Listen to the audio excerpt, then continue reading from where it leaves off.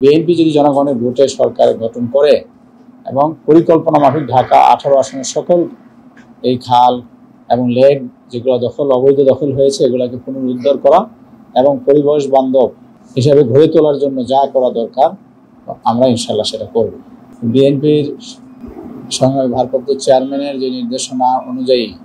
ঢাকা মহানগরে আমাদের র্যালি ছিল আজকে, সেই র্যালিকে বাতিল করে যাতে জনদুর্ভোগ না হয় সে চিন্তা করেই সারা বাংলাদেশেই খাল বিভিন্ন জলাশয়ে পরিষ্কারের পরিচ্ছন্ন কর্মসূচি ঘোষণা করেছেন। সে অনুযায়ী আজকে ঢাকা মহানগর বিএনপির উদ্যোগে এখানে একটি কর্মসূচি অনুষ্ঠিত হয়েছে। সেখানে মহানগর উত্তরের সভাপতি ভারপ্রাপ্ত সভাপতিত্ব করেছেন উত্তরের সংগ্রামী আহ্বায়ক আমিনুল হক সাহেব এবং প্রধান অতিথি ছিলেন বিএনপির সংগ্রামী মহাসচিব মির্জা ফখরুল ইসলাম আলমগীর সাহেব। তিনি সেই কথাটি বলেছেন তার বক্তব্যে যে আমরা শহীদ প্রেসিডেন্ট জিয়াউর রহমান সর্বপ্রথম খাল খনন কর্মসূচি তিনি শুরু করেছিলেন। আজকে সেই বিষয়টা অনুধাবন করে আমাদের বিএনপির ভারপ্রাপ্ত চেয়ারম্যানের কর্মসূচিতে মহাসচিব যেভাবে নিজে এই খালের পাশে দাঁড়িয়ে উনি পরিষ্কারের কর্মসূচির উদ্বোধন ঘোষণা করেছেন এবং নিজে পরিষ্কার করছেন, তখন আমাদের মধ্যে একটা উপলব্ধি আসলো বা তাৎক্ষণিক আমি যে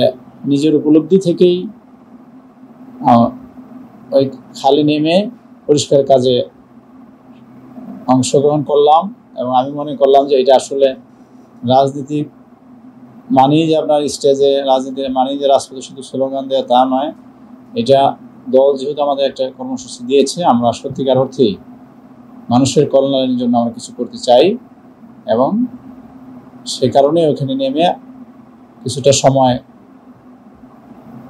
পরিষ্কার পরিচ্ছন্নতায় অংশগ্রহণ করেছিলাম এবং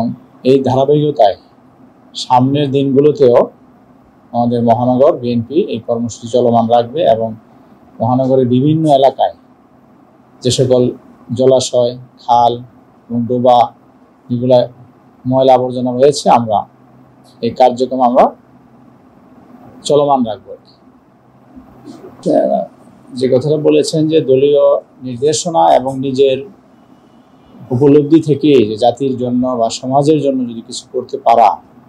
সে কারণে এখানে ময়লা পানি ছিল না কি ছিল আমরা ওটা তখন চিন্তাই করিনি। আমরা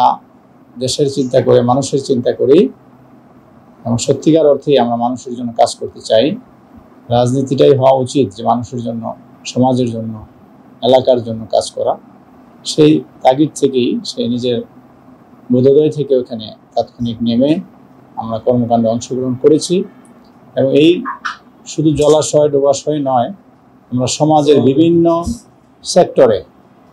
আমরা এরকমভাবেই যেখানে যে সমস্যা রয়েছে, রাস্তাঘাটের সমস্যা, বিভিন্ন জায়গায় ময়লার মশার উপদ্রব বেড়ে গিয়েছে, সমাজের বিভিন্ন জায়গায় বিভিন্ন সামাজিক কর্মকাণ্ডে আমরা এভাবে ইনশাল্লাহ বাংলাদেশ জাতীয়তাবাদী দলের একজন সাধারণ কর্মী হিসাবে সকল কাজেই আমরা ইনশাল্লাহ অংশগ্রহণ করব। তো আমার যেটা বোধোদয় যে দলের যে চিন্তা ভাবনা, দলের চিন্তা ভাবনাগুলো সব কিছুই 31 দফায় উল্লেখ আছে